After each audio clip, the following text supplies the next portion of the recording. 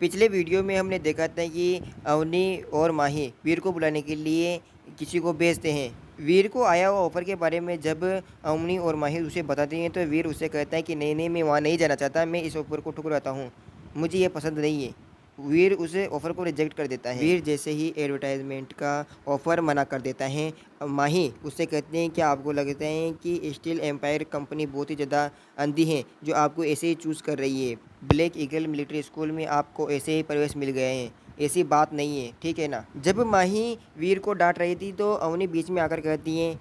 सुनो माही, चलो चुप रहो, मैं उससे बात करती हूँ। वीर से अवनी कहते हैं कि मैं आपसे कोई चुनाव या राय नहीं मांग रही हूँ, मैं आपको एक मिशन दे रही हूँ, आपको जाकर उन स्टील एम्पायर वाले से आपको वहाँ पर सम्मान की बात है कि वो आपको ऐसा बुला रहे हैं, तो आपको वहाँ जाना चाहिए और आपको ये काम करना पड़ेगा, ठीक है ना। स्टील एम्पायर की तरफ से जो जानकारी भेजी हुई थी वह वीर को सौंपते हुए कहते हैं कि इसे ध्यान से पढ़ें और इसके लिए तैयार हो जाएं, ठीक है। जब वीर उस डॉक्यूमेंट को पढ़ता है तो मन ही मन में बड़बड़ाता है कि मुझे नहीं लगता कि मुझे अवनी की बात को टालना चाहिए, अगर मैं उसकी बात को टालता हूँ, मना करता हूँ तो उसकी अवहेलना करना होगा। इसी के साथ वीर जब उस डॉक्यूमेंट को देखते हैं तो वो देखते हैं कि इसमें तो बहुत बड़े बड़े इनाम है और अगर मैं उन्हें क्या ऑफ़र दे सकता हूँ क्या, मतलब उन्हें ऑफ़र देने के बारे में वीर सोच रहा था और यह बात वह अवनी को बता देता है। जब अवनी वीर की कंडीशन को पूछती है कि तुम मुझे बता सकते हो तुम किस कंडीशन पर उनके साथ काम कर सकते हो। जैसे ही माही यह बात सुनती है वह चौंक जाती है कि अभी एक कंडीशन रखना चाहता है, बकवास है। वीर अवनी से कहता है कि मैं स्टील एम्पायर कंपनी से यह आशा रखता हूँ कि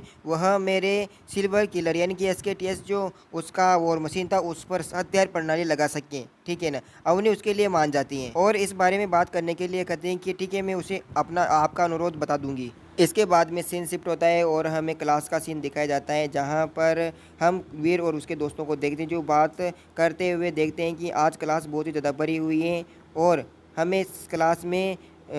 लखन भी दिखाया जाता है। आज की क्लास बहुत ही ज़्यादा स्पेशल होने वाली थी क्योंकि आज की क्लास में मार्शल आर्ट के टीचर आने वाले थे जिनके साथ दो युवा आने वाले थे जिनमें से एक तो कबीर बदान था और एक हंस गुजराल था जो दोनों ही बहुत ऊंचे अक्ष पर थे। एक तो दूसरे नंबर पर, एक छठे नंबर पर था। उसके बारे में जानकर वीर सोचता है कि ओह,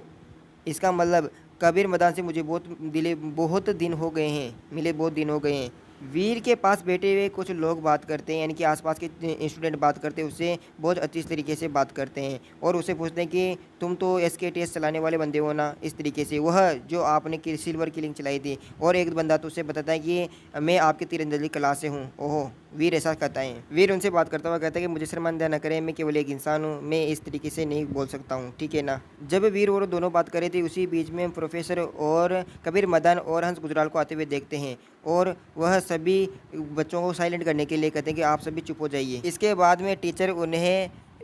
कबीर मदान और हंस गुजराल के बारे में बताता है और उनका इंट्रोडक्शन देता है। इसी और कबीर मदान और हंस गुजराल दोनों ही स्टूडेंट को नमस्कार कहते हैं। इसके बाद में टीचर यानी कि जो प्रोफेसर था वह सभी को संबोधित करता हुआ कहता है कि आज जो मार्शल आर्ट तकनीकी उसे मन के बारे में बताया जाता है कि मन कंट्रोल रहेगा तो ये वो होगा और इसी के साथ वो ब्लैक एंड वाइट बॉक्सिंग के बारे में भी बताता है। इसके बाद में प्रोफेसर सभी क्लास को संबोधित करता हुआ कहता है कि चलो हम ब्लैक एंड वाइट बॉक्सिंग के लिए हम हंस गुजराल को बुलाते हैं और उसका और कबीर मदान दोनों ही आपस में लड़कर तय करेंगे। तभी हंस गुजराल कहता है कि अगर कबीर मदान और हम दोनों ही इसके बारे में ब्लैक एंड वाइट बॉक्सिंग करेंगे तो इस छात्रों को कुछ भी पता नहीं चलेगा और वह महसूस नहीं कर पाएंगे, तो इसलिए हमें इनमें से कुछ को चुनना पड़ेगा। लेकिन हम कबीर मदान को देखते हैं और कबीर मदान मन ही मन सोचता है कि हंस गुजराल पिछली बार जब मेरे साथ लड़ा था तो वह बहुत ही बुरी तरीके से हारा था। वो जो भी गोड फाइट की बारे में बात कर रहे हैं तो वह नहीं चाहता कि वह स्टूडेंट के सामने एम्बेरस हो, तो इसीलिए वह ऐसा कर रहा है। और इधर हम प्रोफेसर को देखते सभी बच्चों से कहते हैं यानी कि सभी स्टूडेंट से कहते हैं कि कौन हंस गुजराल के साथ प्रैक्टिस करना चाहते हैं। तभी सभी बंदे कहते हैं या बच्चे कहते हैं कि मैं करूँगा, मैं करूँगा, मैं करूँगा। वीर सोचता है कि सभी लोग इस चीज़ को बहुत ही ज़्यादा पसंद कर रहे हैं। फिर हम देखते हैं कि वीर के पास बैठा हुआ लखन भी बहुत ज़्यादा एक्साइटेड हो जाता है और वह बुलाता है कि बिल्कुल मैं खेलने के लिए बिल्कुल तैयार हूँ, मैं ब्लैक एंड वाइट बॉक्सिंग करना चाहता हूँ, इसी तरीके से मुझे बुलाओ, मुझे बुलाओ। वो भी वीर देख कर सोचता है कि ये क्या है। इसी बीच हम देखते हैं कबीर मदान वीर को देख लेता है और उसे पहचान लेता है और वह सोचता है कि वीर भी लगता है यह मार्शल आर्ट का जो आज की जो बातचीत है वह सुनने आया है, ये तो बहुत बढ़िया बात है। और इसके बाद में हम देखते हैं कि कबीर मदान हंस गुजराल से कहता है कि कुछ भी हो तुम उस बंदे को नहीं चुन सकते हो जिसके बारे में मैं बता रहा हूँ आपको, ठीक है ना। जब कबीर मदान उसे समझा रहा था तभी हंस गुजराल स्टूडेंट की तरफ इशारा करता हुआ कहता है कि आपने हाथ खड़ा नहीं किया है, चलो आप नहीं मानते कि ब्लैक एंड वाइट बॉक्सिंग ज़्यादा अच्छी है, तो चलो मैं आपको खुद इसे समझाता हूँ और इसके बारे में बताता हूँ। जब वीर सुनता है कि वो मुझे बुलाए, ए भगवान मैं इतना अनलकी क्यों हूँ, वीर ऐसा मन ही मन में सोचता है। इसके बाद में टीचर वीर को बुलाने लगता है, आओ और ब्लैक एंड वाइट बॉक्सिंग करो और हंस गुजराल के साथ अच्छे से कोऑपरेट करना, प्रोफेसर वीर से कहता है। जब वीर स्टेज की तरफ जाते हैं तो आसपास के छात्र वीर से कहते हैं कि हम आपके साथ हैं, आप बहुत अच्छा करेंगे, और वीर को सभी लोग पहचान लेते हैं और एकदम शोर सा मच जाता है। जब वीर उनकी तरफ आता है तो हंस गुजराल सोचता है कि लगता है ये बंदा बहुत ही ज़्यादा फेमस है और मेरी आंखें बहुत ही तेज़ है, लेकिन हम कबीर मदान को देखते हैं, वो सोचता है कि ओहो अब तो हंस गुजराल के साथ बहुत ही बुरा होने वाला है, चलो देखते हैं कि इसे किस प्रकार की शर्मिंदगी झेलनी पड़ेगी। कबीर मदान ऐसा मन ही मन में सोच रहा था। इसके बाद वीर स्टेज के पास चला जाता है और टीचर उन्हें बताने लगते हैं कि ब्लैक एंड वाइट बॉक्सिंग बहुत ज़्यादा अच्छी है, लेकिन इसमें प्रैक्टिस की बहुत ज़्यादा ज़रूरत होती है और यह यिन यान पर निर्भर करता है। इसमें काली मुट्ठी का मतलब तो यान होता है और सफ़ेद मुट्ठी का मतलब यीन होता है, और इन दोनों की पावर को पहचानना ये सबसे बड़ी मुसीबत होती है। जो जल्दी इसे पहचानेगा वह इससे बच जाता है, ऐसा टीचर उसे बताता है सभी बंदों को। इसके बाद में हम देखते हैं कि हंस गुजराल वीर से कहता है कि आइए और शुरुआत में हमला आप कीजिए, क्योंकि जो पहले हमला करता है वह फ़ायदे में रहता है। जैसे ही हंस गुजराल ये कहता है वीर उसके ऊपर हमला कर देता है और वीर हंस गुजराल को ऊपर एक मुक्का भेज देता है। वीर मुक्का मारने के बाद में हंस गुजराल से कहते हैं, क्या आपने नहीं कहा था कि चलो शुरू करते हैं, तो मैंने आपके ऊपर हमला कर दिया। वीर के मुक्के को देखकर आसपास के स्टूडेंट चौंक जाते हैं और वो बात करते हैं कि मैंने तो उसके मुक्के को तक नहीं देखा, ये बहुत ज़्यादा तेज़ है, और वह जो कि हंस गुजराल था उस मुक्के को देख भी नहीं पाया और रोक भी नहीं पाया, यह तो बहुत ज़्यादा खतरनाक है। वीर के हमले के बारे में टीचर यानी कि प्रोफेसर समझाता है कि इस तरीके के हमले में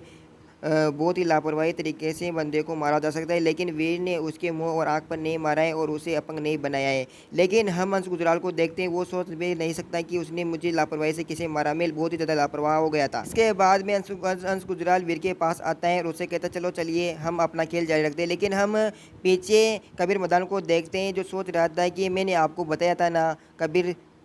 सॉरी हंस गुजराल को कि आप उस बच्चे से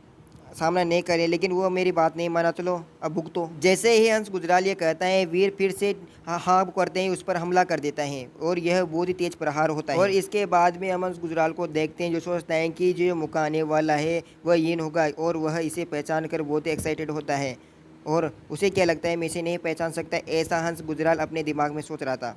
जैसे ही पंच हंस गुजराल के ऊपर लगता है तो वो सोचता है कि यह ब्लैक फिस्ट है, ये कैसे संभव हो सकता है। और इधर हम वीर को देखते हैं जो मन में सोच रहा था कि प्रोफेसर ने जैसा कहा था ऐसा नहीं लगता है कि हंस गुजराल का दिमाग शांत है, और वो सोच रहा था कि मैं उसे इन फिस्ट भेजूंगा, जब इन फिस्ट ने कि वाइट फिस्ट भेजूंगा, लेकिन मैंने तो ब्लैक फिस्ट भेजी है और यह मेरा कमाल है, ऐसा वीर सोच रहा था। इसके बाद में वीर जैसे ही उसके ऊपर हमला करने लगता है तो हम हंस गुजराल को देखते हैं कि वह अपने हाथ को आगे ले आता है और वो सोचता है कि इस बार ज़रूर ही वाइट फिस्ट होगी, लेकिन वह फिर से ब्लैक फिस्ट होती है, और जिस कारण से हंस गुजराल को ज़मीन में बहुत ज़ोर से लगती है और वो चिल्ला ये कैसे संभव है, इस बार तो मैंने अच्छी तरीके से समझा था। इसके बाद में हम हंस गुजराल को देखते हैं जो सोचता है कि ये तो बहुत ही बढ़िया हो, बहुत ही अमेजिंग बात है, चलो अब मैं हमला करता हूँ वीर और तुम पर अटैक करूंगा। और इसके बाद में हंस गुजराल जैसे ही वीर के ऊपर